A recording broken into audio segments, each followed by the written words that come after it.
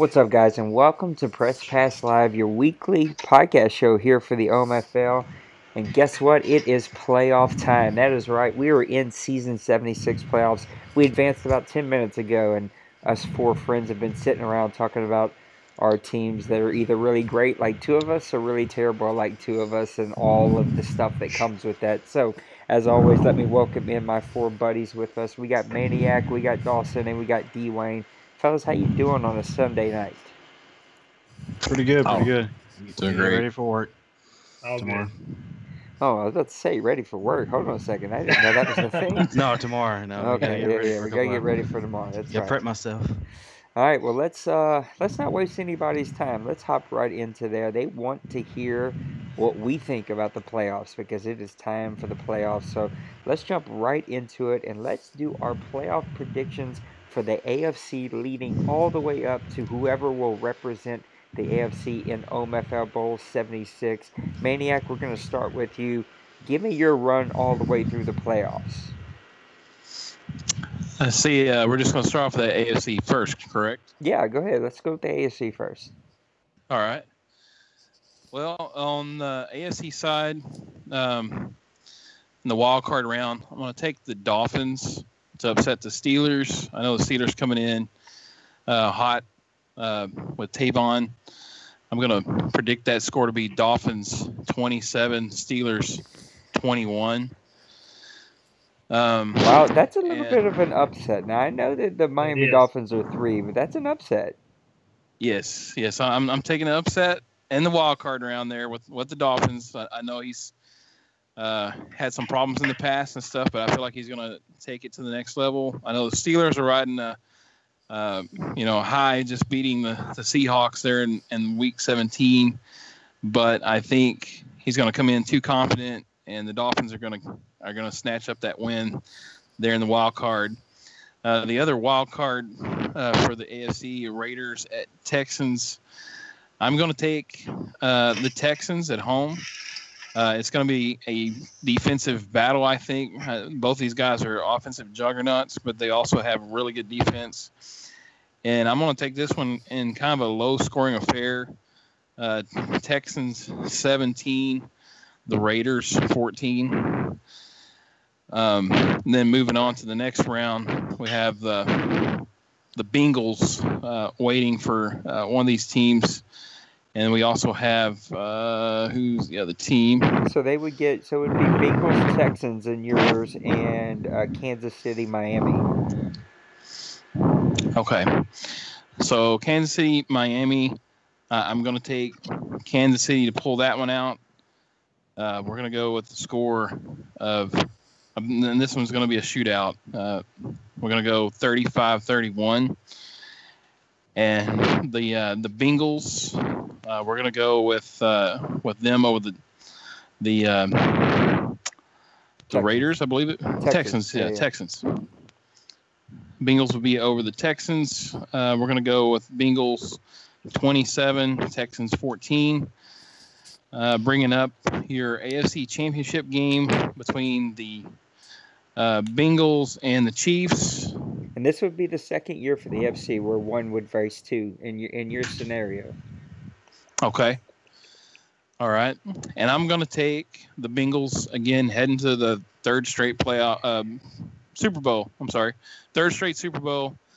And that score will be another shootout because, the Bengals and the Chiefs both put up a lot of offense and stuff, and I don't think their defense is going to really stop things. Looking like a 45-42 score. All right, so Maniac's got the Bengals going all the way to OMFL Bowl 76. Dawson, why don't you break down the AFC matchups? Of course, like he said, we got the Steelers and Dolphins and the Raiders and Texans with the Bengals and the Chiefs waiting for the winners of those games. How do you have that playing out? Yeah, for the Dolphins and Steelers, glad Tavon's back and everything. He got the good, a good win today against the Seahawks. So he's back there. But I want to ride with Dolphins as being the dark horse in the AFC, and I want to say he's going to come up there and upset the Steelers. And I feel it's going to be a close game from the end all the way up to the end. It's going to be like a late touchdown. Going to bring it up to about 28-14 is my prediction. Um, and as far as the Texans and Raiders, the other wild card, I feel like Massimo he won the division, so it's going to be a home game for him. I think he lost DeAndre Hopkins in Week 17. I could be wrong on that. He Oh, he did. did. Okay, so that's going to be that's going to hurt him quite a bit in the wild card. But I think just the way the Raiders have been playing. I mean, I play him twice a season, and like I said, he's always been a thorn on my side. I don't think I ever beat him this Madden yet. So that front seven of his defense it can be pretty it can rush the quarterback, get those sacks, and also contain those outside runs. So I think it's going to be a close game all the way through, and it's going to be a late touchdown for Raiders, 35-28 for them. So that would put Raiders versus Bengals, and that would put the Dolphins versus Kansas City. Yes. And then for the Raiders and Bengals, I think, of course, the Bengals, he's trying to get his, fourth bowl, his trophy. So he's going to, go for everything on here. But I think Raiders can beat him if he, attacks the line and if he gets Khalil Mack out there, with the gang and, just, get those sacks, get those covered sacks.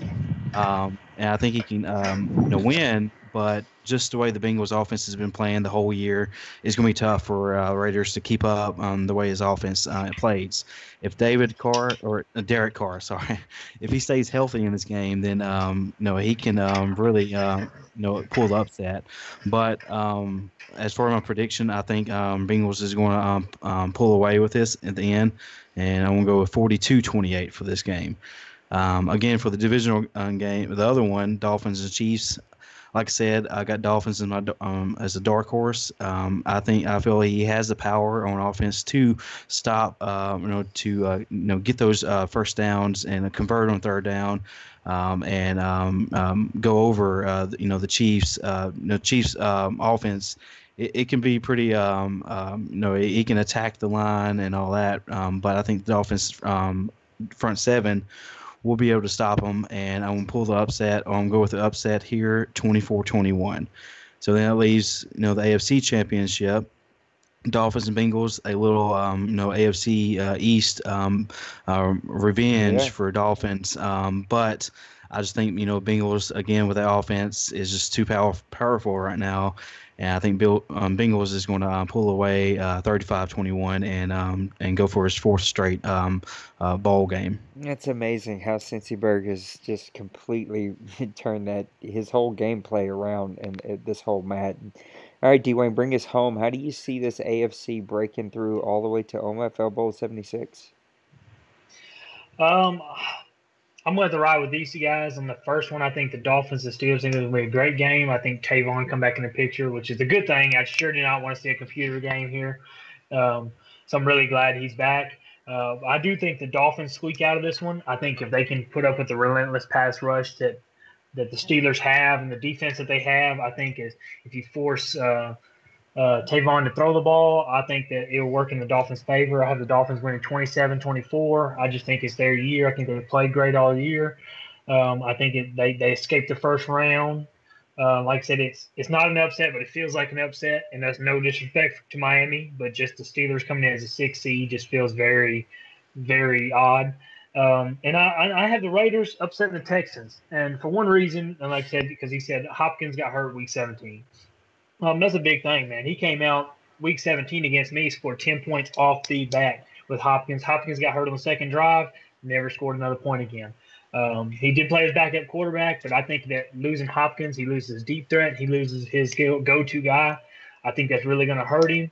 And I don't know if he'll have enough time to regroup and kind of find a new way to run his offense without that star receiver. And when you have Khalil Mack on the other side of the ball and that defense that the Raiders have, I think it's scary. And he played in one of the toughest divisions on the AFC. I think he's ran through a gauntlet all year. And I'm going to have to go with the Raiders 30-20 over the Texans in that first round, which puts us at Bengals versus the Raiders in the second round, if I'm not mistaken. Yep. And it would take them. And then just no disrespect for the Raiders, it would take a miracle to upset Bengals at this point. His offense is just one of a kind. I think we had it in the podcast. I think 3 or 4 times ago we talked about the best offense ever. It's really hard to argue against that for a guy who can. A bad game for him is putting up 35 points. Really, like I said, it's just going to have everything fall right for the Raiders to win that game. I got the Bengals coming out 38-24. I do think that the only thing that would hurt the Bengals is I think they get lax. If you watch the Week 17 game, even though I do think he sat some starters, he let the Rams score 21 unanswered points to close the game within, I think, 2 scores or a score. But I do think he survives this round. And I think the Chiefs and Dolphins game is a very intriguing game, just for the fact you got 2 guys who I think this might have been the farthest that Kevin's made it with the Dolphins, and I don't know if B-Hog's ever made it this far. So it's new territory for both of them. I think it's going to be a very interesting game. You got 2 different kind of conflicting styles here. But I do think it's hard to go against B-Hog and the Chiefs and all they've shown this year. I think they got a lot of speed on that side of the ball, and they utilize their speed. Their defense is fast. He's got one of the best user linebackers that he plays with right there in the middle. The Dolphins can keep it close. He's got the firepower to do it. I just think the Chiefs have put it all together this year. And I do think that they have so much speed that I think if you really just you have to game plan for that game. You can't come up playing straight up football. You have to game plan for that speed. And with that being said, I do think it'll be about a 20-17 game. I think the Chiefs will beat the Dolphins. And that's hard for me to say because I want Kevin to win. But I think that's going to be a hard game for him to pull out. And in the AFC Championship game, honestly, I'm going to go with the wild card here. I think that if anybody has a chance to upset him over there, I think that B-Hog has a chance to upset Cincy just for the fact that he matches speed with speed. And I think he just won't back down. I think B-Hog takes it so personal that he gets overlooked sometimes in these podcasts. I think he takes it personal that for some reason he thinks that none of us thinks his team are very good. And he really uses that to fuel his little fire he's got going. And I think he'll push Cincy for all he's got. But I can't call the upset. I'm going to have to say 34-30. The Bengals pull this game out. It's going to be close. I don't think it'll be over. I think it'll come down to one last possession or 2. I think that B-Hog will give him all he can handle. And I think Cincy will handle it.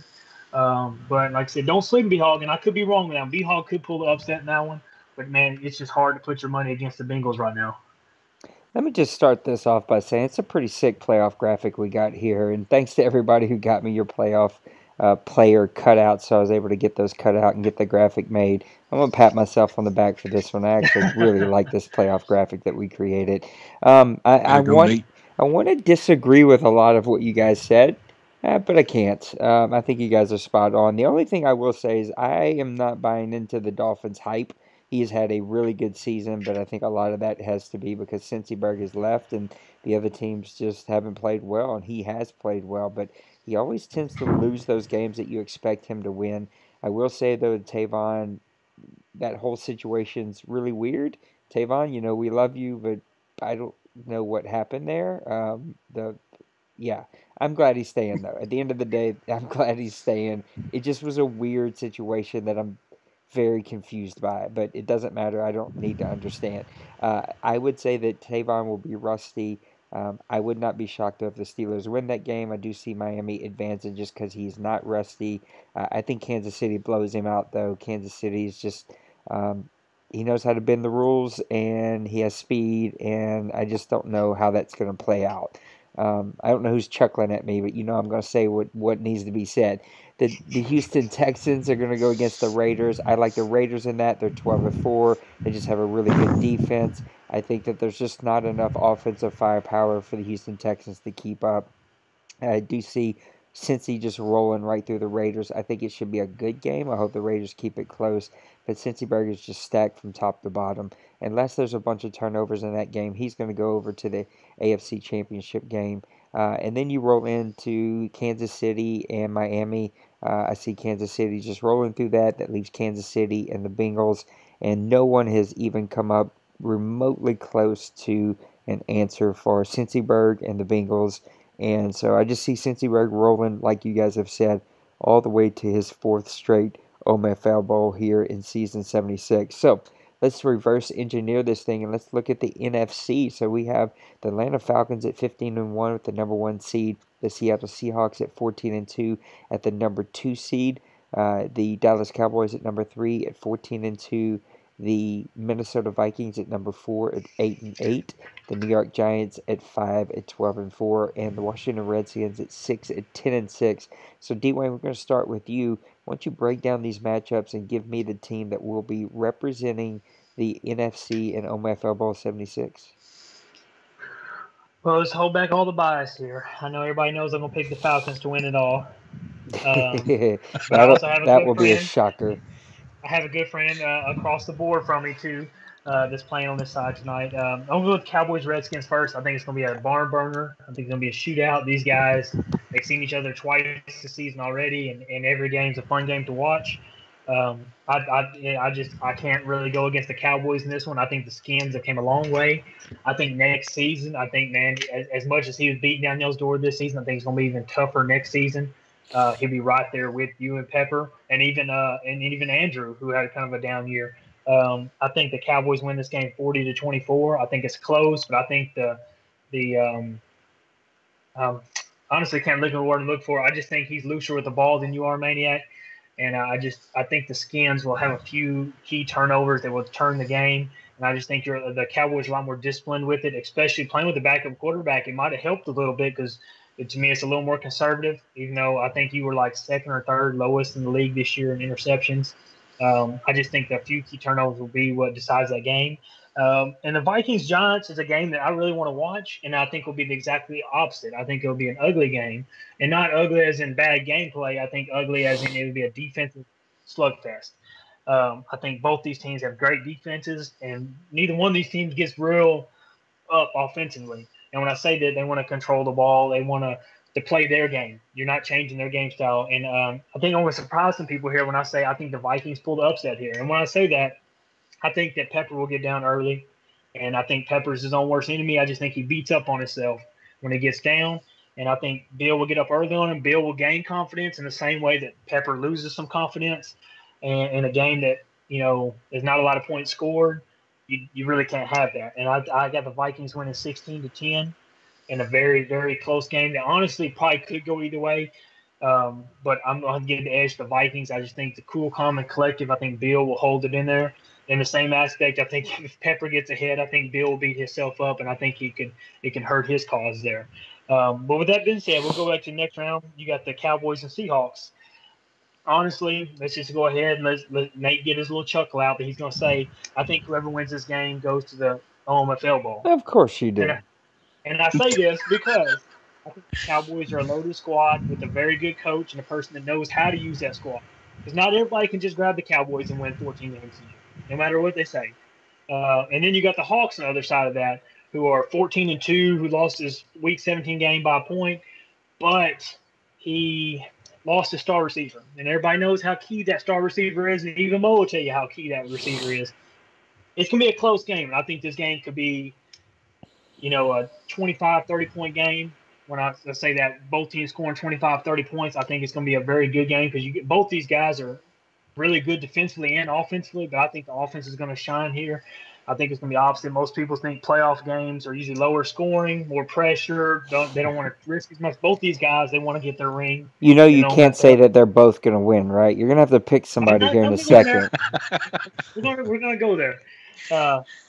I think it's going to come down to wire. This is not going to be a blowout either way. I don't care what Mo says. Without his star receiver, he's still going to have to play a great game. He's got a great game plan, even though he does like to feed that guy. He can do it, but I have the Cowboys winning this one. Mo, I'm sorry to go that way. I'm going to say 28-21 Cowboys win this game. I think it comes down to last possession. If not Maniac getting last possession, driving down scoring, it's going to be a one-possession game. I think the Cowboys come out and win this game at Seattle. Then we go to the Vikes and Falcons. Me and Bill played each other a lot. And then he moved out of the NFC South and went, and I played him again this year, and it was a tough game. It's always a tough game playing Bill. I just don't see Bill offensively with his Vikings. I just don't see him offensively keeping up, even with my Falcons losing my starting quarterback, and I'm going to debut a brand new quarterback for the playoffs. So it should be interesting. But I have a hard time picking against myself as much as Nate doesn't believe that. Um, I think I win the game 30 to 21. I think it's somewhat of a close game, but I do see it being a two-possession game. And going to the NFC Championship game, I have the Cowboys and Falcons. I think, like I said, it's a Cowboys fan playing against the Cowboys, and it's Maniac looking to show that the NFC is all his. Um, and I do think this game will come down to it. I don't think it'll be a high-scoring game. I think both teams will be under 20 points. I think both teams will control the ball with the running games. I think whoever turns the ball over the most. And I have to say, I think Dak Prescott will be back at that point, starting or not. I think the Cowboys have the quarterback advantage with Kaiser being out. I will have to say, I'm going to go ahead. Just let me hear it, Nate. Go ahead. I'm going to say 20-14 Cowboys. I think the quarterback play comes down to it because I have two quarterbacks who have thrown less than 5 passes this season to go into the playoffs with. So I'm going to have to really rely on the running game and hope for the best. And the Cowboys have one of the best defenses here. So I'm going to say 2014. Cowboys win that game and they go to the championship to play Cincinnati. So there you have it from D. Wayne. He's got the Dallas Cowboys versus Cincinnati Bengals. Let's go over to Dawson. Dawson, how do you see the NFC breaking through? We'll go with the first wild card game, Vikings and Giants. I have Giants pulling the win off here. Giants come in the playoffs with the second best defense in total yards allowed, while the Vikings offense is ranked 28th in total yards gained. So that's going to be a big mismatch there. I do believe Bill and the Vikings have the weapons to pull the I guess necessary the upset here since he is but he does have the 4th seed given that. But I feel like the way the Giants, the way he plays, he attacks that defense. I think he's going to grab the wild card game there. Going to go with a low-scoring game. I'm going to go with 17-14 for the Giants. Now, for the next one, the next wild card, it's the Cowboys and Redskins, a NFC East matchup. So I did see where Cowboys pulled off the wins twice this season over the Redskins. So it's going to be hard to get that third win this season over the Redskins, especially the way Jennings plays on offense with Sparks and with his receiver Dylan Brooks. I'm going to go with just to mix a few things up here. I'm going to go with the Redskins upset here. I still believe, Maniac and Cowboys has the advantage here, but he is going to play with a rookie quarterback, so that could be a few mistakes, down in the game, in the late game. It's going to be a close game. I'm going to go with 24-21 Redskins for that. So we're going to go with the divisional round. Then you got the Giants playing the Falcons. Kaiser, he did go down in week 17, but lucky for the Falcons, they don't base their whole offense off their quarterback play. So they do have a really good rushing attack. So I feel like it's going to be too much for the Giants in the very end of the game. I feel the Falcons is going to pull off the win there, 27-14. Then the next divisional game, I have the Redskins and Seahawks. That defense for the Seahawks is just been playing phenomenal the whole season. Look for him. I mean, he has I think the best defense the whole season as far as sacks, total yards allowed, and points allowed, everything. He's just that defense is just that defensive line. So I don't think that's going to be too much for the Redskins, and it's going to be a 34-14 win for the Seahawks. And then we go to the NFC Championship. It's number seed 1 and 2 against each other. We're going to go with the Falcons in this game. I can't really go against Dakota on this, but I still think the Falcons. Kaiser is hurt, but Seahawks star receiver Will Kesey is hurt as well. So I think I know his quarterback and receiver, comparing those injuries, but I feel like Kesey injury is going to hurt Mo more than Kaiser will hurt Falcons in the playoffs. Again, Falcons, he has the second best running game attack in this season. So I feel like he's going to, just pound the ball and, make Mo force the ball here and there. And he's going to pull the win there, 28-24. All right, there we have it. Let's hear Maniac go ahead and do a twist and turn here about the NFC. How do you see the NFC breaking through? Well, since I have this huge target on my back now from Dwayne,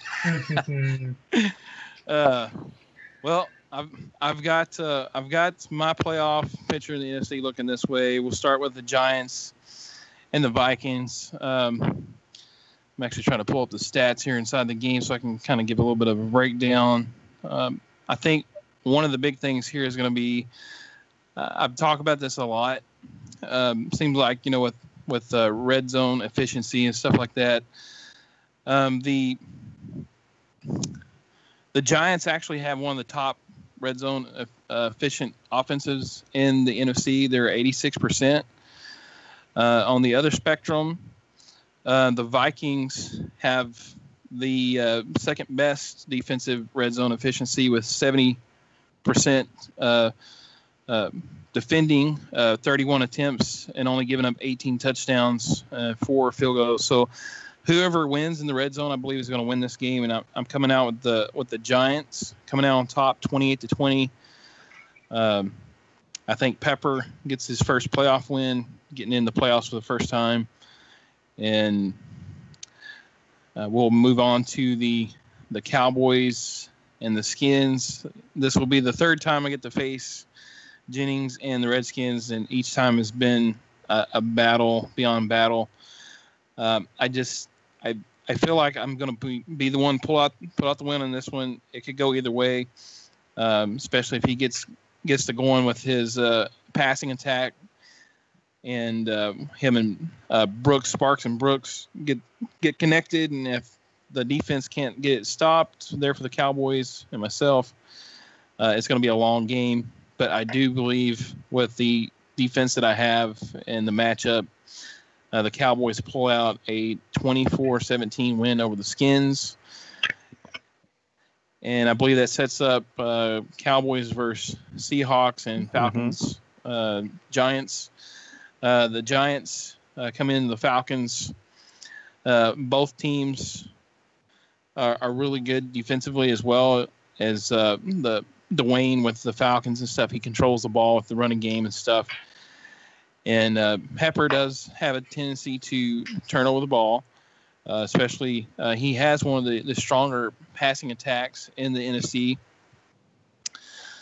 Currently, I think right now he is number 3 in the NFC as far as passing attack with 3,300 yards. And then the Redskins have the top with 3,600. But he's third in the league in passing. I think it's going to be a great matchup for as that, but I just feel like he makes those mistakes sometimes, and he gets down, and that ball control of the Falcons and stuff will come out and prevail with a 21-17 win over the Giants. Seahawks, Cowboys. The Seahawks proved to be too much for the Cowboys, I think, in this round. The Cowboys are going to fall 27-17. I think with Mo and his offensive attack, yes, he's missing that star receiver, but he also has some guys that are the backups that are serviceable, and I think kind of fit almost basically the same type of mold as that rookie receiver. And that score is going to be 27-17. I think Mo gets out on top.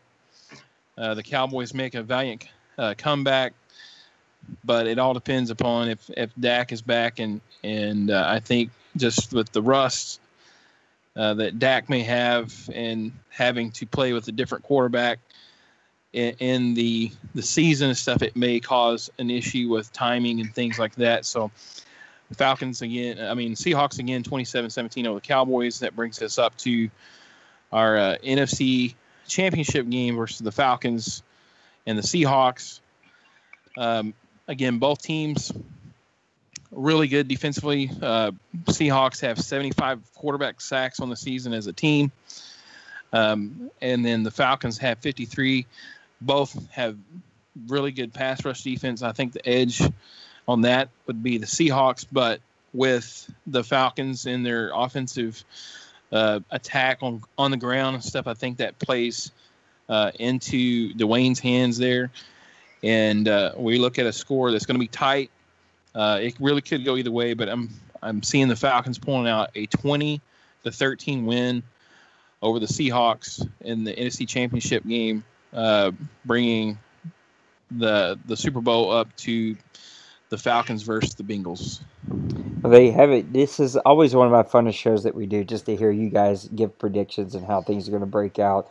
I'll go through my predictions just really quick. I do think that Bill left for an easier division, but also took a worse team. I think that offensively that team just doesn't have enough firepower. I do like the Giants in that game. I think that the Cowboys are going to roll over the Washington Redskins pretty handedly. I mean, there's a reason they're 14-2. I do like what Jennings is doing with the Washington Redskins. I think that'll be a team that's just going to continue to get better as we progress. But they've been down the second half of the season as the Cowboys have skyrocketed, even with a rookie backup quarterback. That would give Pepper and the Giants going to Atlanta and Dallas going over to Seattle. I think Seattle's been the best team in the OMFL for 78-80% of the season, and then real life happened. He bought a brand new house. He's moving. He's been unplugged. He hasn't been able to play. There's going to be a lot of rust that's built up over the last few weeks, and I think that that's going to hurt him against the Dallas Cowboys, who are playing some of the most red-hot football. Again, if you think about Seattle, they're the only team to beat Cincyberg and the Cincinnati Bengals at 15-1. And he didn't just beat him; he blew him out completely. But I think that the rust is going to build up, and that's going to hurt him as Dallas comes into town. I see Dallas winning that game. Atlanta and the New York Giants. This is the first that I've heard. I don't know where I've been that Kaiser's actually hurt and not playing. I don't know how long he's hurt for, if he's out for the playoffs, but if so, that will hurt him against Pepper. Pepper plays really good defense, but look, at the end of the day, Dwayne plays great defense. He forces you into some bad plays. He ball controls. He has a great running attack. And if he's losing, he'll just unplug the cord and just get a restart. So that's going to happen. I do see Atlanta winning that game. That's going to give you Atlanta and Dallas, two of the better teams in the NFC. That would be a powerhouse of a game. If I had to pick them because Kaiser's out, I think that the Dallas quarterback is going to be back by then. Prescott. Is Kaiser out for the whole playoffs? Is he gone for the season? He could make it back for the Super Bowl, but like I said, I'm not counting my chickens before they hatch. So yeah, he could come back then. So then you got Prescott versus some rando quarterback for the Atlanta Falcons. Look, I've seen the Atlanta Falcons win with rando quarterbacks. I don't think it's out of the universe to think that, but I do think that would be a hell of a game. That would be the game to watch right there. I would see Dallas squeaking that out just because the quarterback issue may come back to haunt him. Then you got Dallas in the Super Bowl with the Cincinnati Bengals, and that's where we're going to go now. I'd love to go ahead. We're going to start with you, Dawson. You give me your two playoff teams, because I forget. I know you've got Cincinnati coming out of the AFC, but give me your team out of the NFC again, and then give me your pick for the OMFL Bowl 76. Yeah, I had the Falcons, edging out over the Seahawks, 28-24.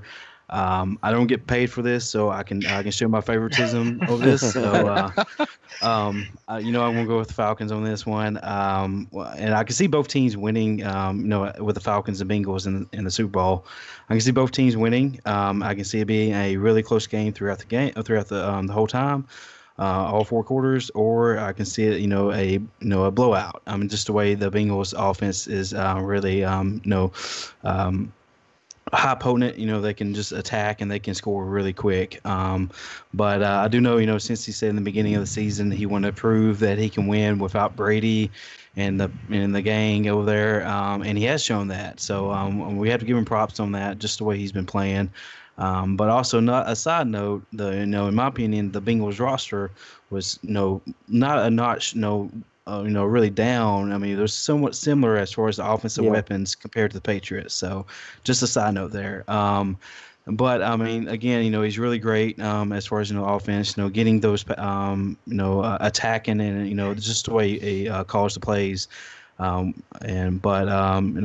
I feel Dakota and his Falcons. He's going to be coming in the game with as underdogs. And just the way he uses his weapons on offense, and then he has his defense front seven. Um, and just the way he plays on offense is, he's run first, and he doesn't have to rely on a great quarterback to get him down the field. But like I said, I see the Falcons winning it.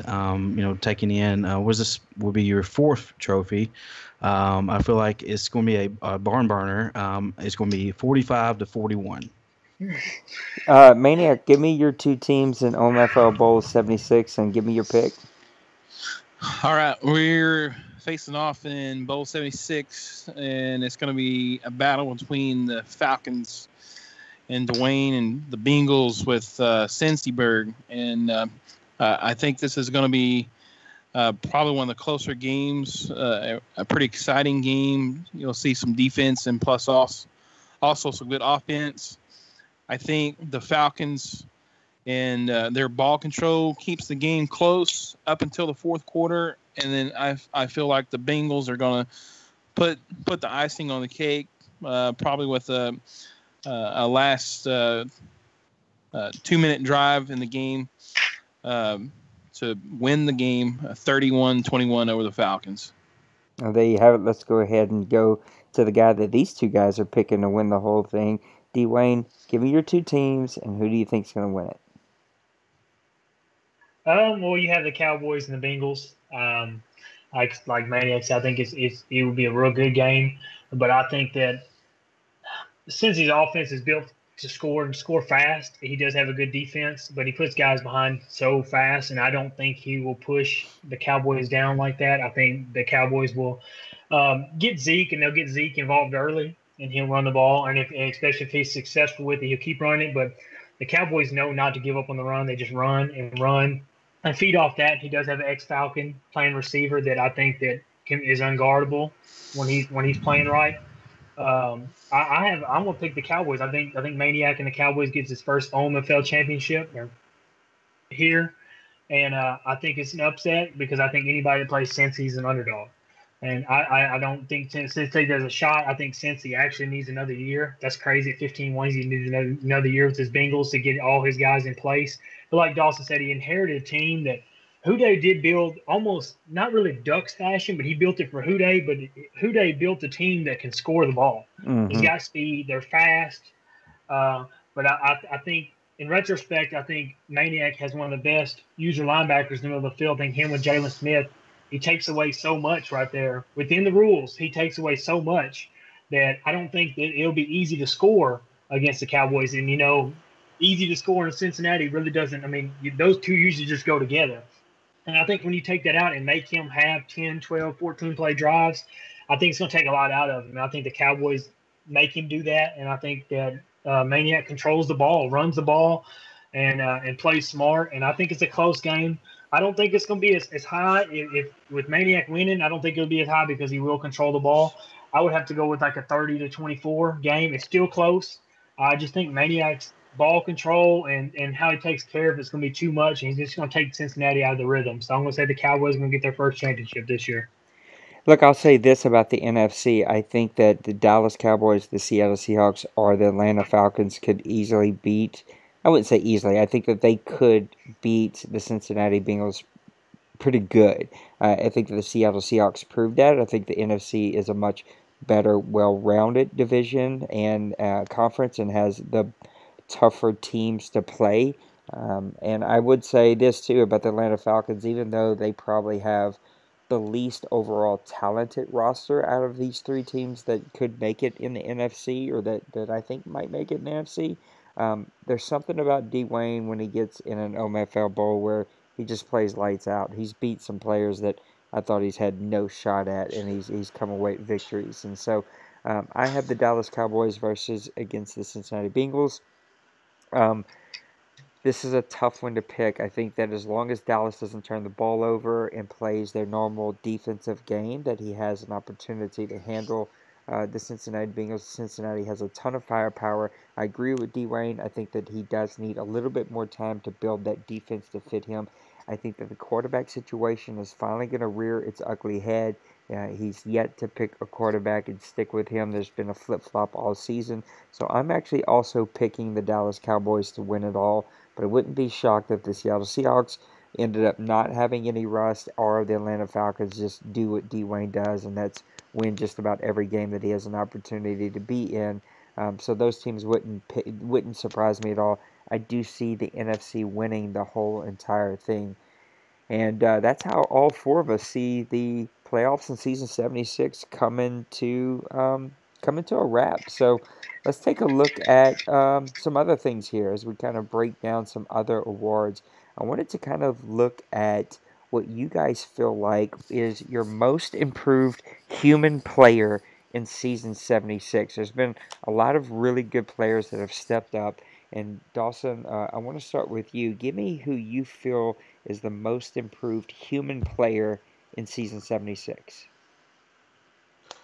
Oh, are you talking about like owner-wise? Yeah, just the most improved, the team that's gotten the best over this whole entire season. I want to go with the Redskins, just because, compared to last season, I think there was, competing for a top 10 pick, and then now, they kind of squeaked by. Jennings, he's got a busy schedule, and he had that winter break, so he started winning a couple games here and there, and more games, and kind of finally pulling it out at the last minute, and so I want to go with Jennings. Yes. So I feel like Jennings the most improved compared to this season, especially when he didn't make the playoffs. Like I said, with Sparks, he was hurt majority of last season, or I think 5 games. So I want to go with Jennings and the Redskins as far as the most improved owner. Dwayne, give me your most improved owner for season 76. Well, I mean, it's hard to argue what Dawson said. You're talking about a team who went from the bottom pretty much to the top in a lot of aspects. You got 2 young guys and took them a long way. Took them in probably the toughest division, as much as I hate to say that, come from the South. The toughest division in the OMFL. But if I had to go with somebody else, I think I'll say he's most improved, just so I don't have to pick the same person. I wouldn't say he's most improved as much as he's just been so up and down. And I think last year, y'all correct me, what was the Raiders were not 12-4 last year. That's where I thought you were going. No, they didn't make the playoffs, I don't think. I'll fixate. And yeah, they didn't make the playoffs. You're talking about a team who has been hot and cold, hot and cold, and hot and cold. And like I said, he might just be a busy guy outside of the OMFL, like a lot of guys are. But you're talking about a team who comes as 12-4 in the division. I say any other division. There's some pretty deep divisions, but 12-4, and he's a wild card team. And but he has a solid squad, man. He's a dangerous team all around, offensively, defensively. And I just think in that division, like I said, deceptively, don't look at the Broncos and Chargers records, because we all know them as being playoff teams too. It's probably the toughest division in the AFC all around. I just think that if I had to go from anybody besides the Redskins, who I think is a solid pick, I think you have to go with the Raiders, one of the top defenses in the league this year. I think they held the opponents to 16 points a game. And just a solid offense. His pass numbers are actually down to what we're used to seeing with him. But he's running the ball well. He's playing smarter. He's 12-4. And like I said, I think I think the Raiders are on the up. Maniac, who is the most improved player in your opinion for season 76? Well, there's quite a few that we could go with. I think here. I think make good points for Jennings. Again, like last year, he had a tough year. Had the quarterback hurt and stuff. But he was still competitive in his games and stuff, and he really turned it around this year. And also with the Raiders too. I mean, if I'm not mistaken, I think he may have flipped his record. I think he may have been like 4-12 last year. Now he's 12-4 this year. But I'm going to go with our men in the Monsters of the Midway with Outlaw and that's a good one. His passing game. he won the passing title with Trubisky, over 4,000 yards compiled up with Trubisky. He did have quite a few interceptions, but a lot of those were the first of the year. He really turned it on at the end of the year.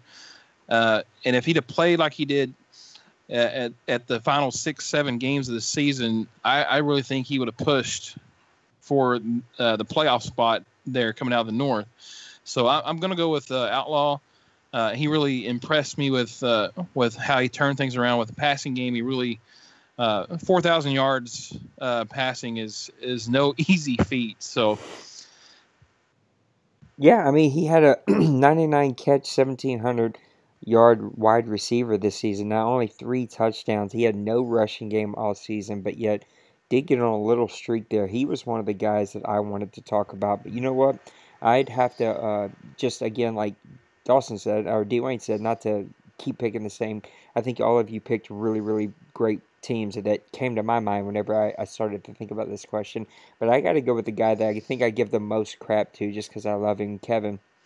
The Miami Dolphins really were able to turn things around this season. Always one of those teams that hovered right around that 500 range, a little above, sometimes get a 10-win season. But Cincy Berg was there with the New England Patriots. He could never seem to get over the hump.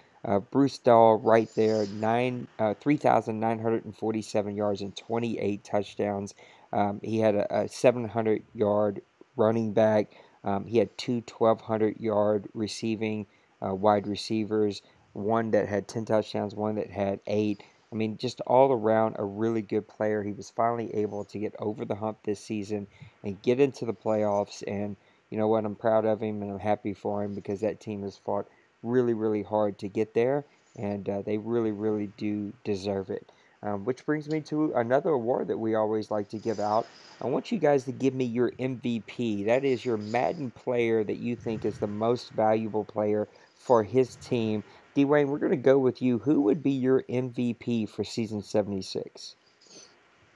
Well, I had narrowed down to 3 guys. I had it narrowed down to Ezekiel Elliott, True Luck from Seattle, and Buckley from the Bengals. But I'm going to have to go with Ezekiel Elliott from the Cowboys. I think in the situation he was put in with the star quarterback going down, I think even the Cowboys owner, Maniac, kind of thought he'd seen a sinking ship a little bit, or at least he told all of us that. I just think Zeke showed up and showed out when needed to. I think he carried that team to where they're at right now. I think that he helped that new quarterback transition along. Nothing like a rookie quarterback taking Dak's place and just never missing a beat. Just coming in and it helps a lot when you have somebody like Zeke. You're talking about 1,476 yards rushing, 6 yards a carry, and 22 touchdowns. You're talking about somebody who gets in there and scores the ball, makes it easy on the quarterback, makes it easy on the defense, man. Grind some clock, make it easy on the defense, and just in my mind, it's awesome to have a running back. It just helps all facets of your game. I'm going to go with Zeke because, like I said, I think without Zeke, I don't think the Cowboys are 14-2, especially in the situation they were with Dak going down this season. So, man, I got to give it to Zeke. Yep, career high in touchdowns at 22, and just a really, really great season from Zeke. Let's go ahead and go with Maniac. Who is your MVP for season 76? Well, I could be biased and say Ezekiel as well because I know he helped keep my ship afloat because without Zeke, I think I would have been in trouble. Like Dwayne said, getting those 6 yards of carry kind of helped keep the pressure off the quarterback from being in those 3rd and long situations and kind of keep that under wraps. But I'm gonna go with somebody that's not quite as we're gonna go on the defensive side. I think with the Redskins, I'm sorry, I'll get it out here in a minute. The Redskins, he had his cornerback Josh Norman with a career year, I think for the OMFL. 10 interceptions with Josh Norman. He shut down that side of the field. I know it. That's not kind of the sexy pick there or whatever, but 45 tackles. And I played this guy, twice in the season and stuff, and he was one of the ones that picked me off a couple of times during the season and stuff. Josh Norman just shutting down that right side of the field. I think without Josh Norman, I don't think the Redskins get quite that far because his defense played really well along with his offensive passing game and stuff. But Josh Norman is my pick for MVP. Yep, 10 interceptions is a really, really great season and really helped revitalize that Redskins defense. Dawson, let's go to you. Who is your MVP for season 76? Yeah, in the game, the top five, it has Ezekiel Elliott, Khalil Mack, and 3 Seahawks. So that just shows how much Seahawks have been dominating this year. Malik McDowell, Brandon Graham, and Barry Trueluck. So, but I won't stay on the defensive side. I'm going to go with Khalil Mack, just because he got the sack crown this season again. That's very I guess sad news for me, especially playing him twice this season. But congrats on him on that. He ended the season with 30 sacks. A total of 85 tackles. I just feel like, if he wasn't as dominant on, getting those sacks, then his record wouldn't be, 12-4. So I feel like he's the MVP, and I want to go with that. Yeah, 29 sacks and a Madden 18 high of 58 tackles. Only 1 forced fumble and 1 interception, but he doesn't get paid to do that. He gets paid to get after the quarterback, and he does that extremely well. If I had to pick somebody, I would, just to be slightly different. I don't think that he would win, but you have to at least give Ray Sparks the nod. I mean, he really helped revitalize that Redskins team and get things turned around. But if I did have to pick somebody completely different, I'd go with his counterpart, Dylan Brooks, the wide receiver for the Washington Redskins. He was the 5th pick in the 3rd round, and this kid just comes in, and what's he do? He hangs 93 receptions for 1,637 yards and 10 touchdowns. Last season, he had 106 for 1,587 and 14. So just a slight step back, but he did set a career high in yards. And this kid just seems to be unstoppable. You mix him with Sparks, and they are just creating sparks and really creating a fire right there for the Washington Redskins and playing some really, really good football. And it got the Washington Redskins back in the hunt this season and into the playoffs.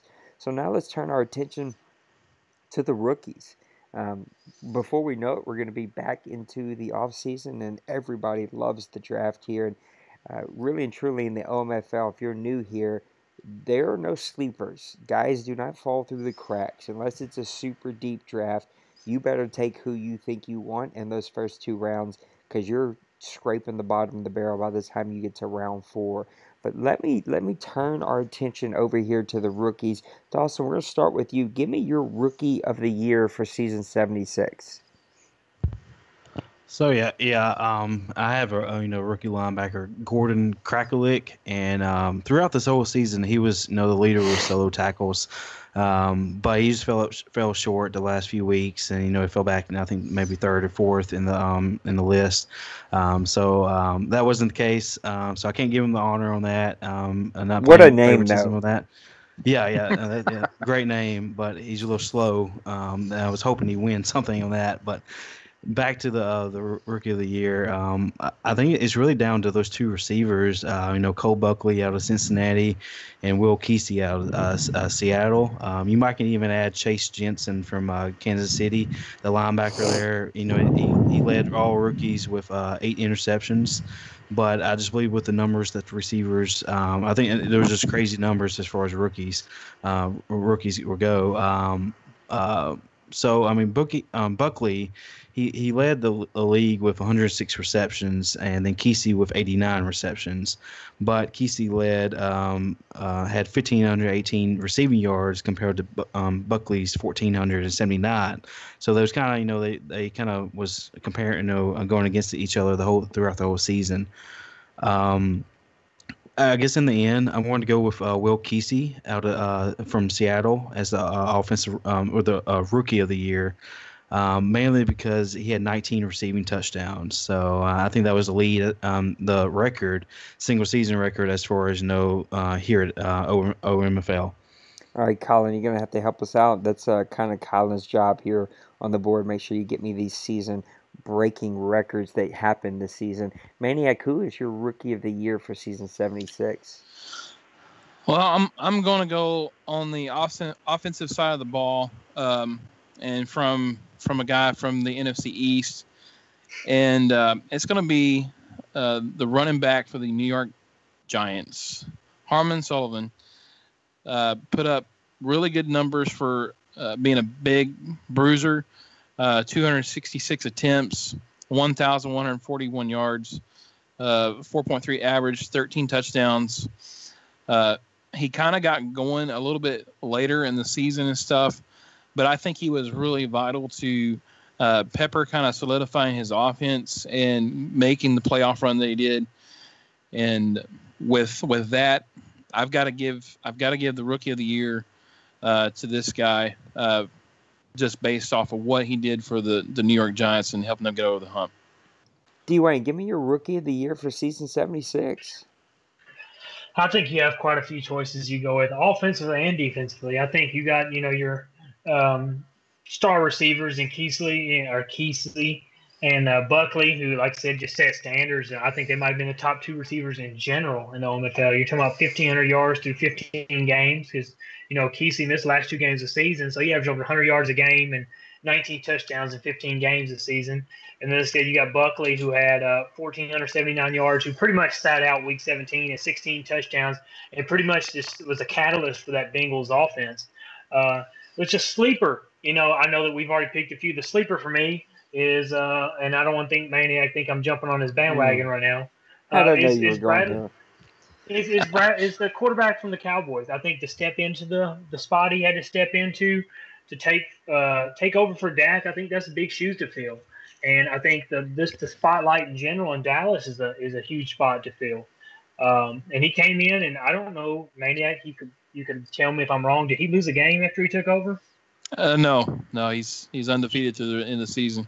I mean, you're talking about a rookie who comes in undefeated, who manages games. His stats don't jump off the page. I could have easily went with the receivers. Like I said, receiver already got Dakota picked the receiver, and Maniac picked the running back. I'll just go with the quarterback. Like I said, that's a big position to fill, and you got to have a good quarterback to win games here, or at least a quarterback that can manage games. And like I said, his stats don't pop off the page at you, but to go undefeated as a rookie and to keep the Cowboys in the picture and help them win the NFC East, it's hard to pick against the quarterback from Big D. Yeah, I would. I'm just messing with you. I think that if Bradley Merrick would have played the entire season, that he could easily have been the Rookie of the Year, but he didn't, and I can't give it to a guy that's only played some of the season. It's just too small of a sampling. I'm surprised of all 3 of you, I would think, are a lot of very defensive-minded coaches that nobody picked the guy out of Kansas City, Chase Jensen. I know that it was kind of mentioned, but I mean, this kid had an outstanding season.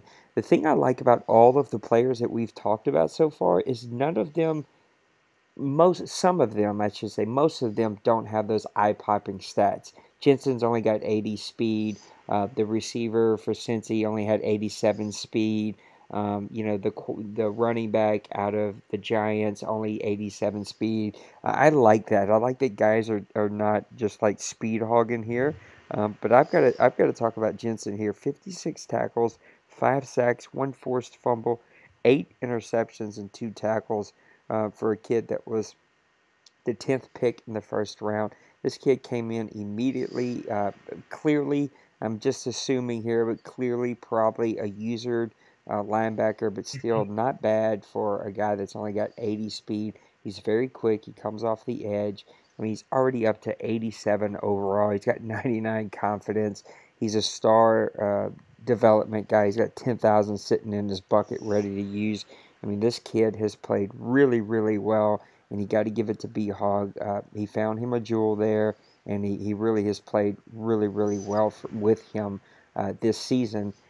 And I think that, in my opinion, he's Rookie of the Year. He's played really great. But all of these guys, I think you guys have mentioned, have played extremely good football. I just like what B-Hog has done with a guy that most of us probably would have been disappointed with a 10th pick in the first round. So that brings us to the end of our show, man. We've given all of our predictions. We've tossed out our award predictions. Colin should have the awards posted here in the next 24 hours. I do have to make a trip to Dallas for a couple of days this week, Tuesday and Wednesday, but I'll be back Wednesday night. I'll make sure that we get that posted and updated on the Discord codes, and we'll get that out to everybody so that you can vote. Also, remember, get me your incentive plan. I'd like to have that wrapped up by Friday of this week. So Friday of this week, I'm wrapping all that up. Saturday at the latest, we'll announce the incentive award winners. By the end of the week, hopefully on Sunday, we can announce the regular OMFL award winners, get our award show posted for everybody to see who won what. And then, who knows, by the end of the weekend, maybe early next week, we'll be fully into the off season, and then things will just hit the ground running. Remember, whoever makes the OMFL Bowl, you got to schedule 24 hours out in advance and give us that time so that we can make a big deal out of it, get a chat party going, maybe stream the game, see what we can do about that. But we want to make a big deal out of these OMFL Bowl games. So that is our playoff prediction show for season 76. Why don't you guys put a bow on the entire season and the playoff outlook that we've done? D. Wayne, what do you put a bow on the show for me? I think it's been one of the most competitive seasons all around. I think a lot of the last couple of times we've had, Ducks or Cincy or, even I've had a season or two where it was, pretty much clear cut who was ahead above. I think you have on each side you have teams right now that I think this is the most wide open playoff race we've had all around. And I think that's good for the league. I think so for the most part we've seen some new faces emerge in the league that have really made an impact. I just think it's been a great season, and I think a lot of people are excited for the off season. Not me yet. I'm hoping the off season doesn't start too soon. But there's just a lot of excitement, and like I said, a lot of new faces, a lot of old faces, and I'm just excited to see where we go from here. Dawson, put a bow on season 76 playoff prediction show. Yeah, like Dakota was saying, it is, it's kind of up in the air.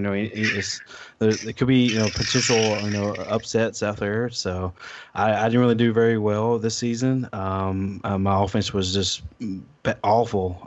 So I'm hoping I'll be able to rebound and get back ready for season 77. I also just want to put a little side note. If you didn't make the playoffs, try to if you're interested in.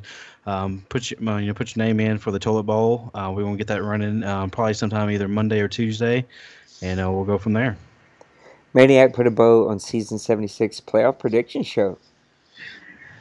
It's been a fun season. I think it's been very, very competitive. Especially in the NFC East. That's my home there. We had 3 playoff teams come out of the NFC East, which is amazing. And we saw the sacks come down a little bit. They're still was pretty effective. But one thing to look back on one of the shows we did, we was talking about a 1,500-yard rusher. We actually did not have a 1,500-yard rusher. Bill fell short by 1 yard. So that's amazing. And Ezekiel was second behind him by a few yards. But yeah, we didn't have a 1,500-yard rusher, so that was amazing to see. But it's going to be exciting with the playoffs, like Dwayne and Dawson both said. I think it's wide open. Anything can happen. Guys seem to be excited. Some of them being here for the first time, and it's going to be one heck of a playoff, and it's going to be exciting to see what happens in the end. Yeah, I think that it has been a great season.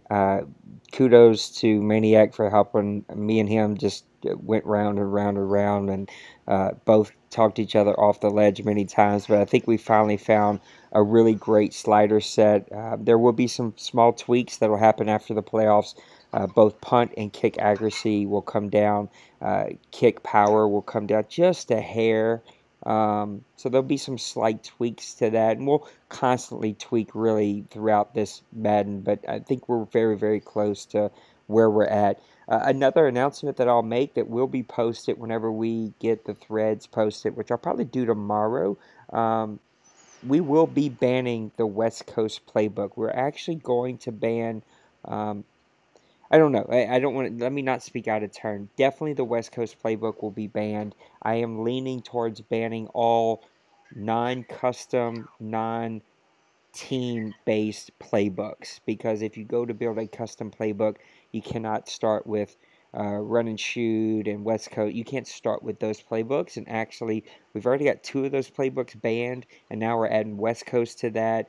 So I'm really leaning towards banning all 9-team, 9-custom playbooks. So that is going to be announced and posted here soon.